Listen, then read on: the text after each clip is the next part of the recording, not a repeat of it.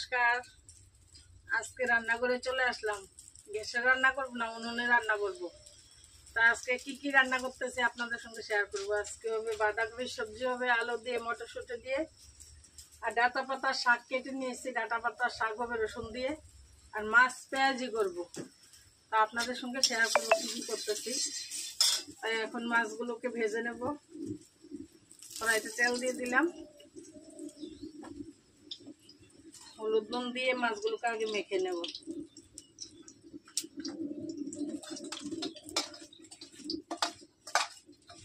কারণ সত্যি কথা বলতে কি, আমার সবচেয়ে বড় কথা হলো আমার উনুনে রান্না করতে ভালো লাগে। আর সবচেয়ে কথা হয়েছে উনুনের রান্নাটা খুব টেস্টি হয়।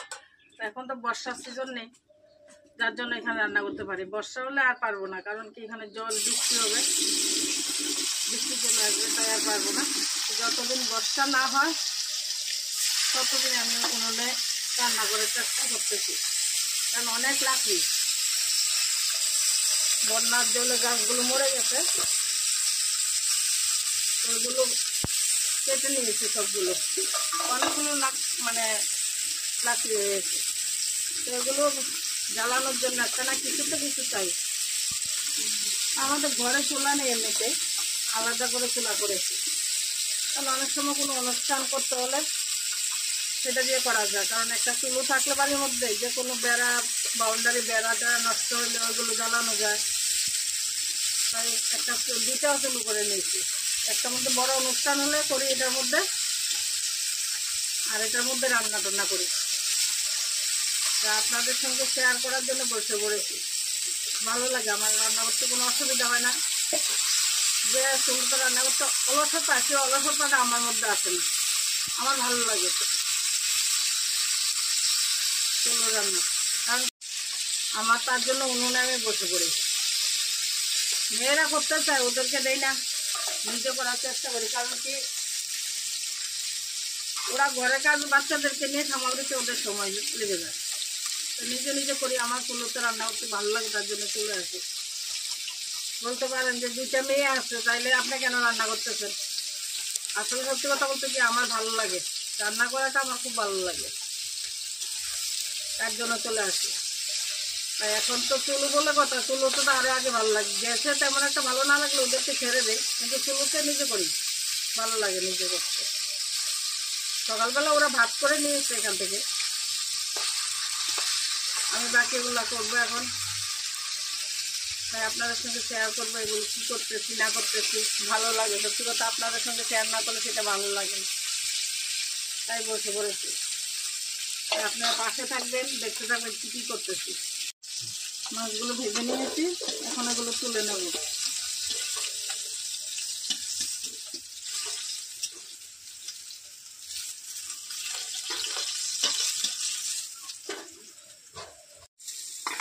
আর হচ্ছে পেঁয়াজগুলো দিয়ে দিলাম।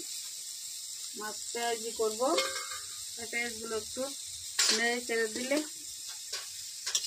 তারপর তেলটা দেবো।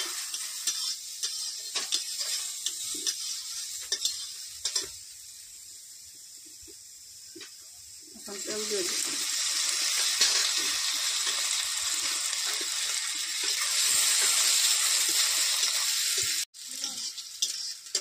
পেঁয়াজটা লাল হয়ে গেছে। এখন এখানে আদা, জিরা, ধনিয়া, লঙ্কা বাটা, পেঁয়াজ বাটা, হলুদ বাটা সব একসঙ্গে নিয়ে নিয়েছি।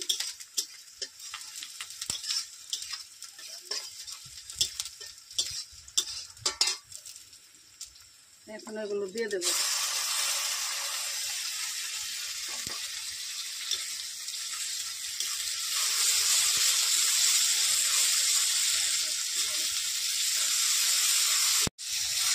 মশলাটা কষানো হয়ে গেছে, এখন এর মধ্যে জল দিয়ে দেবো।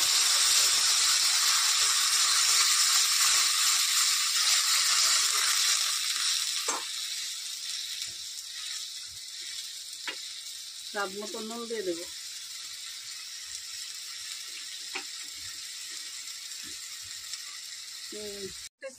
এখন মাছগুলো এর মধ্যে দিয়ে দেবো।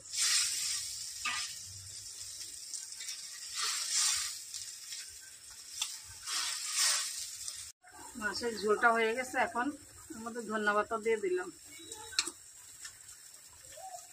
ধন্যবাদ দিলে খেতে ভালো লাগে। আর আমাদের চুলোর মধ্যে দেখেন এই লাকড়ি কুড়া গাড়ি মানে জ্বলে, খুব সুন্দর জ্বলে। এগুলো দিয়ে কি সুন্দর জ্বলে, এগুলো দিয়ে রান্না হয়ে যায়। গাছ কেটেছে, গাছের গুঁড়া, এগুলো উঠানোর মধ্যে এগুলো ফেলে লাভ নেই, জ্বালালে এগুলো জ্বালানো হয়ে যাবে, তাই পোড়াতে রেখে দিয়েছি। বাস এই ছোটো ছোটো কোটা কোটেগুলি অনেক সময় ফেলে দেওয়া জিনিসগুলো কাজে লাগানো যায়। এটি যদি কেউ আলিশাতামি করে যেগুলো কেটে দিয়েছে ফেলে দেই, তাহলে তো শেষ। ফেলে না দিয়ে নিয়ে এসেছি বা শুকিয়ে নিয়ে এসেছি, এখন সুন্দর জ্বলছে, রান্না হচ্ছে, ভালো লাগে। মাছের ঝোলটা হয়ে গেছে,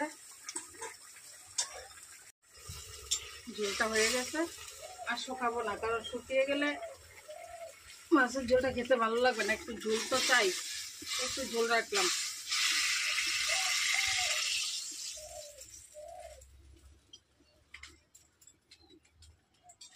নামিয়ে নিলাম।